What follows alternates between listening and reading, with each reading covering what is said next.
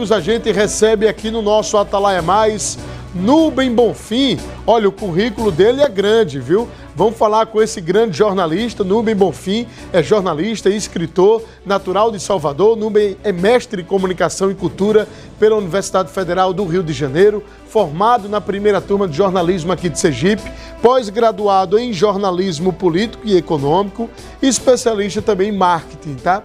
E ele já tem experiência como coordenador de comunicação de um grande grupo de telefonia, foi repórter da Rádio Atalaia, aqui da TV Atalaia, teve quadros, teve programas. Nubem é um cara que realmente entende de comunicação, entende do direito, entende de marketing e, claro, agora entende de escrever obra. E ele escreveu uma obra que está sendo muito elogiada, que é o livro da prefeita Emília Corrêa, que a gente vai falar daqui a pouco. Seja bem-vindo aqui na nossa TV Atalaia. Nubem, boa tarde, cara. Um abraço, Foca, parabéns pelo seu trabalho, parabéns a todos que fazem a TV Atalaia. E é um espaço aberto, democrático, para que as pessoas possam conhecer melhor como andam os nossos políticos e como vai a nossa política sergipana. Claro que a política ela é direcionada para o futuro, né? Porque sim, a turma sempre projeta e conjectura o futuro, principalmente das eleições. Mas a gente vai falar do passado, porque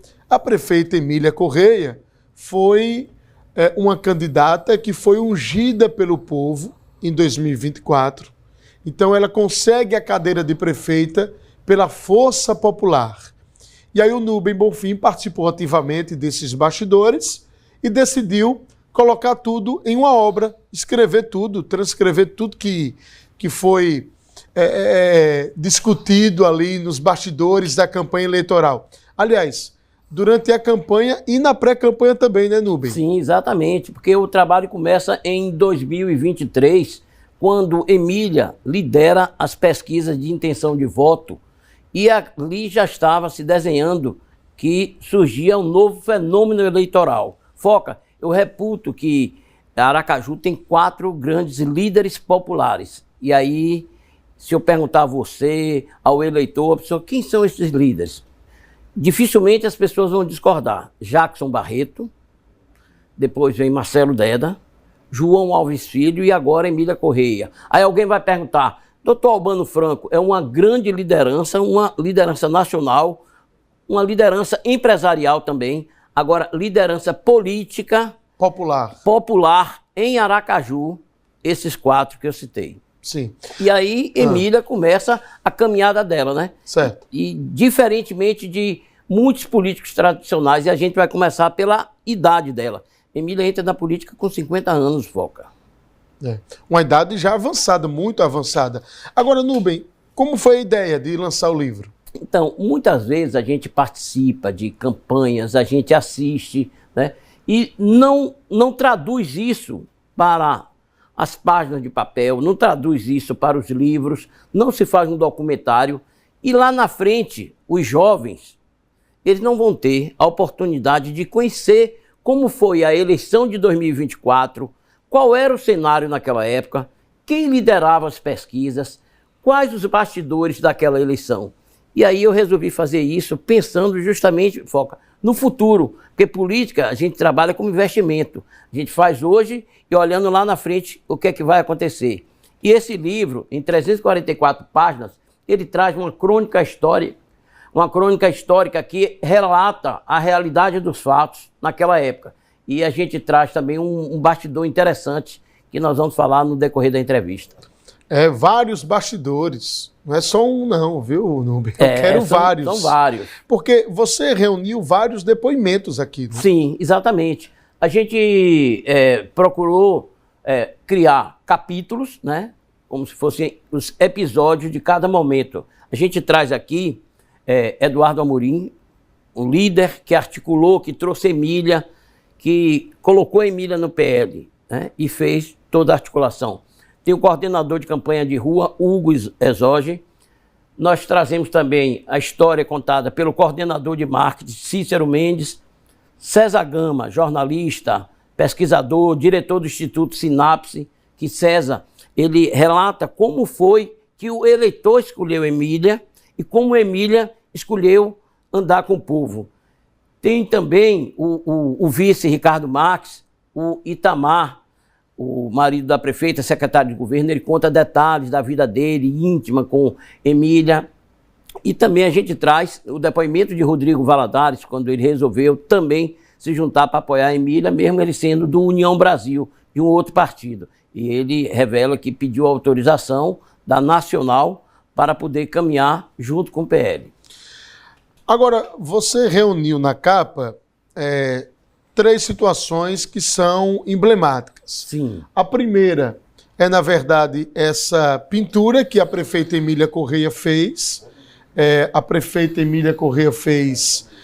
fecha aqui, por favor, meu querido Fabão, no livro, porque essa pintura é muito emblemática, porque Emília era conhecida como uma mulher valente e uma simbologia de uma fúria feminina é uma leoa, né? A leoa Sim. é muito mais furiosa, por exemplo, do que o próprio leão. É verdade.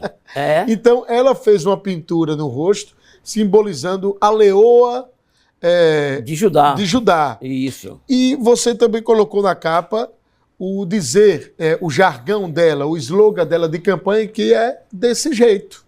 É desse jeito. E também um outro jargão na campanha, que é furar a bolha do sistemão. Aí você coloca embaixo, Emília Correia fura a bolha do sistemão. A ideia, o conceito dessa capa? Bom, é justamente resumir o que foi essa campanha. O que Emília pensou no primeiro momento, quando ela, conversando com Cícero, ela emitiu a opinião dela para ser o tema forte central, que seria "é desse jeito". E Cícero aderiu, recepcionou, disse: pronto, prefeita, vai ser esse que a senhora escolheu. E ela batia muito nessa tecla de furar a bolha do sistemão, e ela começou a levar isso para o povo, e o povo começou a repetir. Aí começou a ser essa caixa de ressonância daquilo que ela pensava, daquilo que ela queria traduzir para o eleitor simples, e ela queria quebrar esse ciclo de 40 anos. Por quê? Nas últimas 10 eleições, a esquerda em Aracaju tinha ganho 9, e a direita 1 com João Alves. E a gente trata, Foca, para chegar até a eleição de Emília, a gente começa na redemocratização do país, na nova república, em 1985, quando Jackson Barreto é eleito prefeito de Aracaju, com apoio do governador João Alves Filho e do vice-governador Antônio Carlos Valadares. E dali começa a caminhada, a esquerda dominando, vencendo as eleições na capital, depois o Hélito Paixão, Jackson em 92, depois Gama, aí vem a era da supremacia do PT, com Marcelo Deda. Ganha 2 eleições para prefeito, deixa Edivaldo ganha a outra eleição, e João vem e interrompe. E 12 anos depois de João, Emília vem, em 2024, e interrompe também o ciclo da esquerda. Então, nessas 11 eleições que nós tivemos nos últimos 40 anos em Aracaju, a direita ganha 2 e a esquerda ganha 9. Agora, veja, Emília Correia é uma herança de João, porque é interessante. João interrompe essa supremacia do PT, da esquerda, desse grupão governista que foi criado lá atrás por Marcelo Deda, enfim.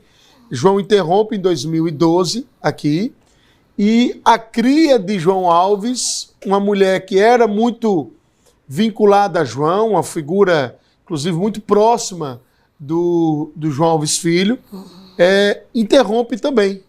Então, é uma ironia do destino, né? Foca, você foi perfeito na sua análise, porque o pai de Emília, José Correia Sobrinho, ele dizia o seguinte, que Emília resistia, não queria entrar na política partidária. Ele dizia: minha filha, dispute, se filia a um partido, ela não queria. E ele dizia: ó, minha filha, tem 3 tipos de político: o que corre atrás do voto, o que compra voto e o que o voto corre atrás. Você é esse outro tipo de político. O terceiro, o voto corre atrás de você e você não quer entrar na vida política. Aí, doutor João Alves convence Emília para que ela se filie ao DEM, ao Democratas, e em 2012 ela disputa a cadeira da Câmara e fica como primeiro suplente. Ela teve 3.900 votos. E ali Emília entra definitivamente na carreira política e ela não se elege, fica na suplência, assume por um ano a vaga deixada por Nitinho, que vai para Funcaju. Depois, Emília vai disputar uma outra eleição em 2016. E aí ela ganha, tem o próprio mandato, e 2 anos após essa vitória dela, em 2018, Emília se candidata a deputada federal e tem 52.921 votos. Ela chegou na frente de 3 deputados eleitos. O nosso amigo Fábio Henrique, o Bosco Costa e o Valdevan 90. Então, ela só não entra para a Câmara Federal por conta da legenda. E aí a gente vai estudar de onde é que vem esses votos. Primeiro, a gente observa que Emília, por 30 anos, como defensora pública, ela construiu uma relação estreita com o cidadão comum, com o povo sofrido, sem voz, que vive em estado de vulnerabilidade. E também Emília, ela herda desse espólio deixado por João Alves. O eleitor identifica Emília como uma pessoa que vem do agrupamento de João, de Dona Maria, e isso acaba catapultando a candidatura dela nessas eleições. E quando chega em 2020, a Emília vai para a reeleição, que ela seria candidata a prefeita. E aí o agrupamento liderado pelo senador Alessandro Vieira prefere Daniele Garcia. E ela é colocada de escanteio, ela silencia, trabalha, se reelege, é a segunda mais votada com 5.025 votos. E 2 anos depois, Emília é chamada para ser a vice de Valmir, que ela percorre o estado e se torna mais conhecida ainda. E quando termina a eleição de Valmir, Eduardo Amorim chega para ela e diz: Emília, chega de você ser parlamentar. Está na hora de você ser a prefeita da nossa cidade. Isso em novembro de 2023. De 2022, pós-eleição de Valmir. E aí é o seguinte, você tem que ser candidata a prefeita em 2024. Aí ela disse: se o povo me quiser, eu serei, Eduardo. E aí começa toda essa trajetória. Perfeito. Acho que você resumiu bem, né, o início da Emília Correia na política. Agora, esse livro tem algumas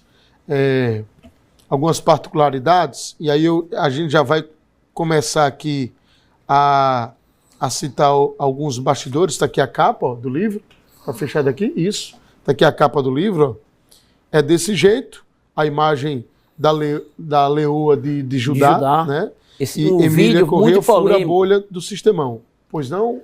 Assim que ela ganha a eleição e é anunciada oficialmente, aí ela solta o vídeo que ela tinha gravado na sexta-feira, comemorando, e muita gente achou que era um insulto, uma provocação ao candidato governista. Não, aí ela disse que queria comemorar justamente aquilo, uma representação da luta, do guerrear, né? A mulher de fúria, a mulher de batalha, fúria, né? isso. E aí, em 1 milhão de visualizações em apenas um dia, foi uma coisa que estourou, né? O Brasil todo comentou sobre a vitória dela. O senhor falou aí a respeito de Dr. Eduardo Amorim, que foi a figura muito importante, fundamental para convencer Emília a ser candidata a prefeita. Sim. Mas o Hugo Essoji, que é, na verdade, o presidente da Insurb, é Soji ou é Soji? É Soji, né? É Soji. É Soji. Porque tem gente que chama de um jeito, tem gente que chama do outro. Mas o Hugo, ele traz uma revelação até interessante aqui, porque, veja, ó, o Hugo foi o articulador político de Emília Correia, esteve junto com ela na Câmara de Vereadores, né? Ele era assessor da prefeita Emília Correia durante os últimos 4 anos dela enquanto vereadora. Então, o Hugo, ele revela aqui nesse livro, que foi escrito pelo Nubem, um episódio até interessante que muita gente não sabe, o grande público, a população não sabe, que é, na verdade, uma abordagem que Daniele Garcia faz ao empresário e presidente do PL na época, Edivan Amorim. Sim. Quando Emília é escolhida como candidata a prefeita pelo PL, ainda uma informação de bastidor, não era, não tinha sido noticiado isso ainda, anunciado. Exato. E a Daniele Garcia procura o PL para que ela fosse a candidata a prefeita do PL e não Emília Correia, agora, no ano passado, em 2024, é isso, Nubem? Exatamente. E aí, o que acontece? Quando Daniele, que já fez parte do agrupamento, quando ela foi candidata em 2020 a prefeita de Aracaju, ela teve o apoio de Eduardo, de Edivan, não é? E quando chega agora, que Emília vai para o PL, se filia, ela se apresenta a Edivan e diz que tem vontade de se filiar ao PL e concorrer, segundo o Hugo, que estava presente nessa reunião. E aí, Eduardo Amorim intervém e diz, não, a candidata do PL vai ser Emília Correia. A gente já decidiu, não vamos mudar, e aqui o espaço que foi reservado foi para que ela viesse para o partido, para ela concorrer e disputar a prefeitura. Ou foi seja, uma palavra que eu dei a ela. Daniele queria tirar a vaga de Emília. E aí o que é que acontece? Muita gente, né, e o Hugo traz isso também, achava assim, Daniele está vindo a mando de alguém, ou do governador, ou do prefeito, ou de André Moura, ou de outra liderança, para sufocar a Emília, porque a Emília perdeu o partido dela, o PRD, vários partidos que a Emília se aproximava, ele saía, ia para um agrupamento ou para outro, e aí as chances dela estavam diminuindo dela se filiar a um partido para poder concorrer ao cargo majoritário, né? E aí, quando Eduardo vem, traz ela para o PL, faz a composição, cria a federação com o PSDB, com o Cidadania e o Agir, e aí consolida e diz, Emília é pré-candidata a prefeita e vai ser confirmado na convenção em julho. E realmente isso acaba acontecendo. Por isso que ela tem, ela me confessou isso quando eu a entrevistei. Ela disse, eu devo muito a Eduardo, porque Eduardo, ele foi, né, cumpriu fielmente o que ele me prometeu. Ele disse que ia me trazer para o partido, ia formar uma federação para que a gente tivesse essa segurança para disputar as eleições. Agora, Daniele, na sua opinião, foi direcionada essa ida dela para o PL para pedir para ser a candidata, né? Se apresentar como um eventual candidato do PL à prefeitura de Aracaju. O senhor acha que foi a mando de alguém? Direcionado por alguém, não? Olha, veja bem, Foca, você falar em nome de Daniele, interessante que na pesquisa, César Gama traz isso, ele é o pesquisador e diretor do Instituto Sinapse. Nas pesquisas que foram feitas, o nome Daniele é um nome que todo mundo já conhecia. Daniele era a candidata mais conhecida, porque ela tinha vindo de uma disputa para a prefeitura e depois para o Senado. Então, ela sendo protagonista e as pessoas conheciam ela. E por que não queriam votar em Daniele? Por conta da campanha. Aquela campanha para a prefeita, que ela falava apontando como se fosse uma arma, falando para a pessoa. As pessoas começaram a ver em Daniele uma pessoa autoritária. Isso, o eleitor dizia isso nas pesquisas qualitativas. E vem a campanha de Daniele e reafirma isso como? Dizendo, qualquer problema, chame a delegada. Aí na pesquisa, o eleitor dizia, não, a gente não quer chamar a delegada, a gente quer chamar um prefeito. E o prefeito que vai resolver, não é um delegado. Então, essa coisa que o marketing da Daniele criou, que ela seria a delegada e ia resolver, mas não era um caso de polícia. Era um caso de administração pública, de resolver a questão da saúde pública, de resolver o problema do transporte coletivo, da mobilidade urbana, da educação, de mais creche para a cidade. Então, o foco prejudicou muito a campanha da Daniele. E quando ela vai para lá, logicamente que ela não tomou essa iniciativa só. Ela, com o agrupamento do qual ela fazia parte, deve ter orientado, vá para lá, porque a Emília vai ocupar essa cadeira. Agora, no livro que eu estava lendo, o Hugo Essódio, ele disse que os partidos começaram a fugir de Emília Correia. Que história é essa? Bom, vocês podem lembrar que Emília foi convidada a conversar com o ex-deputado federal André Moura, né? Os vereadores se reuniram, foram também conversar, tratar sobre quem seria o candidato a prefeito. E os vereadores, eles chegaram a pactuar que poderiam lançar um candidato. Um dos vereadores seria o candidato a prefeito. E esse nome era Emília. Só que na hora que houve essa reunião, o nome de Emília ficou em segundo plano, como se a Emília fosse ser a vice, ou de Andra, ou de Sim. Nitinho, ou de algum outro nome. E a Emília não queria. Ela viu que era o momento dela. Ela percebeu que o eleitor queria colocar alguém, né, que pudesse transformar a vida das pessoas em Aracaju. E a pesquisa também mostra que o povo não queria votar numa mulher por ser mulher. O voto não foi determinado pelo gênero, se era homem ou mulher, se era masculino ou feminino. Não. Queria votar numa pessoa experiente, uma pessoa que já tivesse na vida dela comprovado, né, o que ela prestou de serviço. E Emília tem isso, 30 anos de defensoria. E outro viés também que favoreceu Emília é uma comunicadora envolvente. Emília trabalhou no rádio, trabalhou na televisão, inclusive aqui na casa. Né? E como vereadora, como parlamentar, Emília ficou 8 anos na oposição, enfrentando a gestão passada e apontando as falhas que eram cometidas. Então, isso fez com que Emília assumisse de forma natural esse protagonismo e tivesse a confiança do eleitor aracajuano. Eu estava observando aqui trechos também do livro a respeito de Cícero Mendes. E já era uma impressão minha, porque Cícero, ele é um marqueteiro, é um coordenador de marketing de campanha que vai para a rua. Tem muita gente que fica em gabinete, trancado aí nas produtoras, né? E Cícero Mendes, ele é um cara que vai realmente para a campanha de rua, direciona, né, as ordens ali dentro do núcleo, dentro do escritório, né, para os núcleos da campanha, mas ele sempre está na rua. E ele destaca isso aqui nesse livro de Emília Correia, né? Essa presença dele nas ruas foi fundamental, né? Totalmente. Isso aí faz a diferença, porque como eu fui às ruas conversar com o eleitor para saber por que ele estava votando em Emília, por que aquela euforia toda, quando Emília aparecia em cima do carro e tinha que descer para abraçar todo mundo, Cícero fazia esse trabalho. Ele conversava com as pessoas, ele ouvia as pessoas, queria saber o que é que o eleitor pensava naquele momento, o que era que o eleitor estava criticando a atual gestão e o que é que o povo queria de mudanças.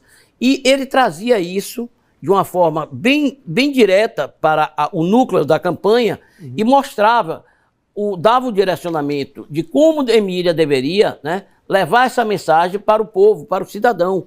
E isso aí faz todo o diferencial, porque foi uma pressão muito grande no começo, porque muita gente sugeria que viesse uma equipe de fora para fazer a campanha de Emília, porque aqui em Sergipe não tinha ninguém com capacidade suficiente de levar a Emília à vitória.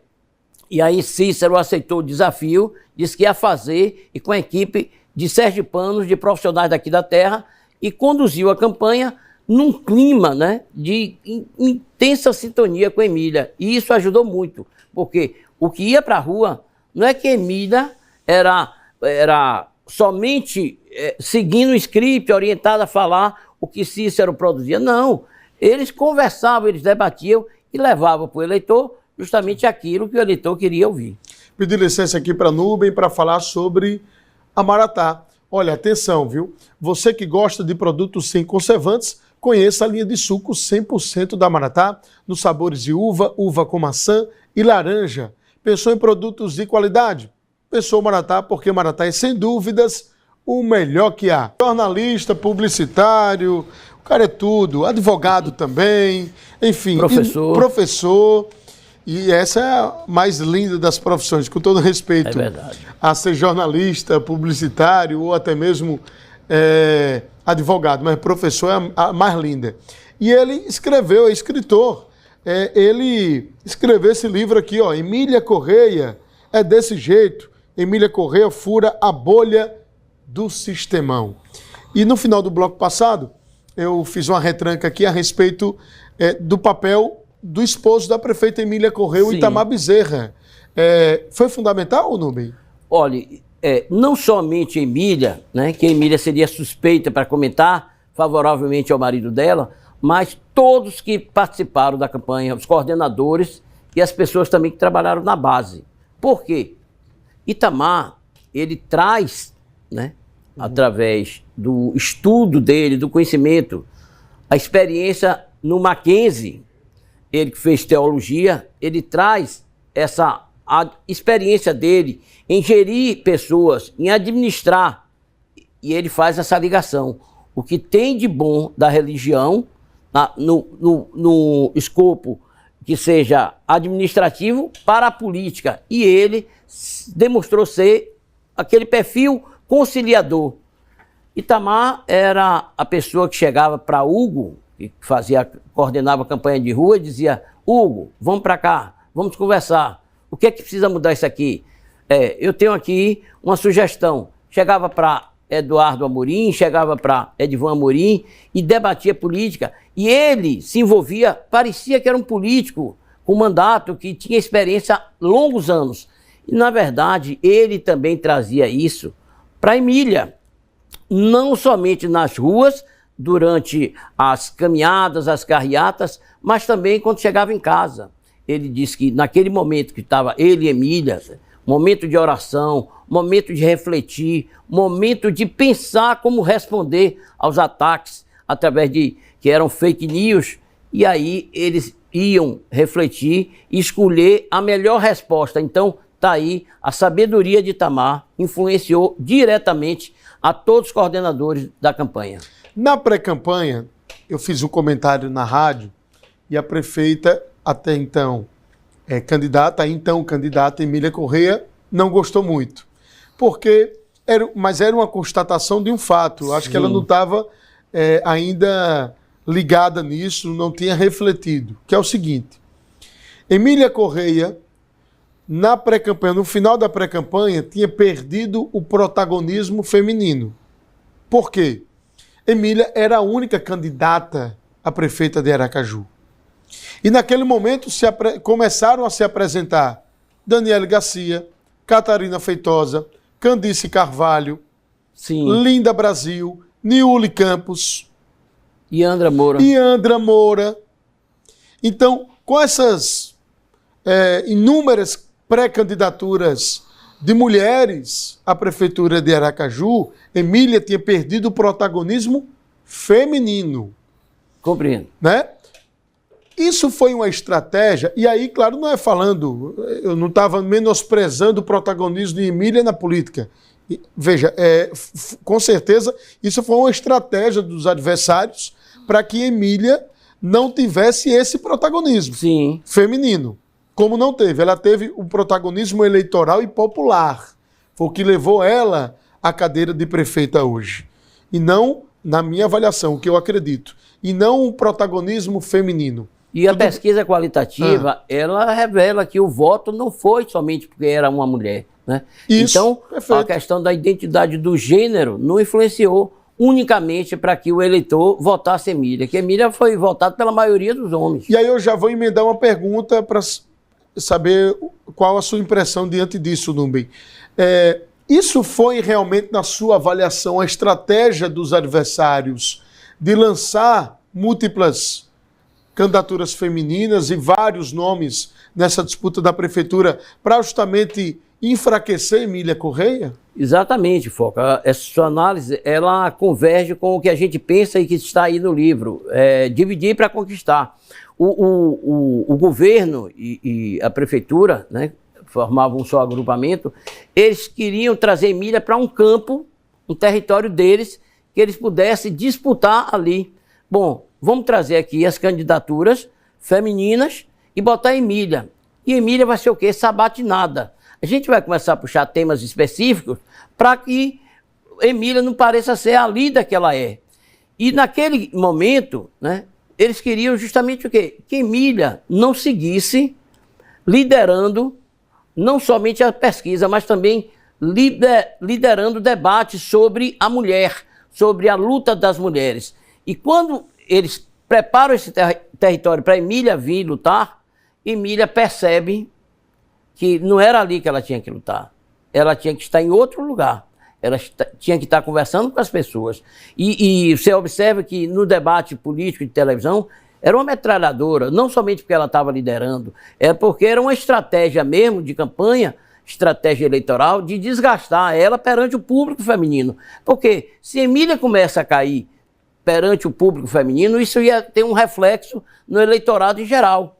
E só que Emília, no momento certo, ela soube, né, trazer para os braços do povo, bom, vocês que vão julgar. Você acha que eu tenho que continuar nessa disputa, nessa briga, né? Uma coisa isolada somente sobre mulher? Não, a gente tem que discutir Aracaju. Foi aí que ela deu uma guinada e mostrou justamente como ela não quis polarizar Lula-Bolsonaro. Ela disse, não, a gente tem que discutir o município de Aracaju. Não é quem é o presidente, quem vai ser o presidente. Nós temos que discutir quem vai ser o mandatário dos próximos 4 anos de Aracaju. E aí é onde ela se sai bem. Esse livro é meu. É seu, É vou meu? autografar. Perfeito. Vamos lá, já ia pedir o seu autógrafo, por Pronto. favor. Nubem Bonfim. E já vou dizer o que é que eu vou escrever. Ô Nubem, você passou um tempo aqui na TV Atalaia, né? Foi. Com certeza Defesa aqui do eu tenho consumidor, história. né? Foram bons anos na defesa do consumidor, reunindo as pessoas aqui, esclarecendo seus direitos. Foca, eu tenho isso contabilizado, registrado.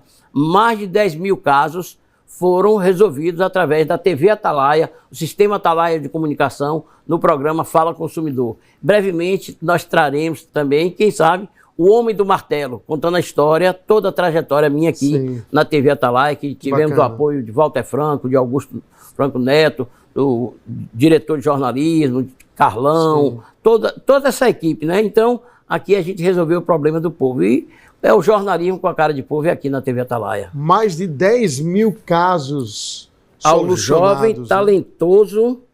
Aí, muito bem, muito obrigado. Depois eu faço um pix de agradecimento. Não precisa fazer pix. Revelação. Revelação, eu tô velho já pra Não, ser mas revelação. você inovou, Foca. Você é sabido, você não fica velho, não. Você já cria Eu fico barrigudo, não velho. Você já criou um novo produto e agora a gente vê os bastidores, acompanha os bastidores da política através desse programa belíssimo. Então, Foca, eu sou fã do seu trabalho, eu gosto de você, da forma como você conduz, você abre espaço para todo mundo, né? Ouve os divergentes. Então, isso faz toda a diferença, o que a gente não tem, infelizmente, em todos os veículos, né? Sim. E você faz isso com propriedade. Muito obrigado, Nubem. Então tá aí autografando, uma honra sempre Pronto, receber. ao jovem talentoso e revelação do jornalismo, Luiz Carlos Foca. Gratidão. Bota jornalismo mundial. Bota assim, não bota sergipano não. Coloque mundial. Eu brincando. Pronto, você mandou eu botar e eu acrescentei. Pedro Pronto. tá me xingando aqui no ponto. Pronto, tá aqui, do jornalismo. Muito obrigado, viu, Nubem? Como é que as pessoas podem fazer para adquirir o livro? Pronto, pode entrar aí no Instagram, Nubem Santos Bonfim, né, adquirir diretamente, né, através do nosso Instagram. E a pessoa faz o Pix, a gente leva o livro até a casa da pessoa, até o escritório. Que bacana. E interessante, Foca, que as pessoas estão comprando em quantidade para dar de presente de Natal. Livro é um grande presente, né? E aí tem a história, 40 anos de eleições, as últimas 11 eleições de Aracaju. E também nós estamos vendendo através da livraria Escariz, né? Nos shops e também no bairro Garcia. O livro então, é desse jeito. A Escariz do Garcia, ali na Jorge Amado. Sim. E no Shopping Jardins você pode encontrar. Shopping Rio Mar também. Também. Perfeito. E o Instagram é esse aqui, ó, @NubemSantosBonfim.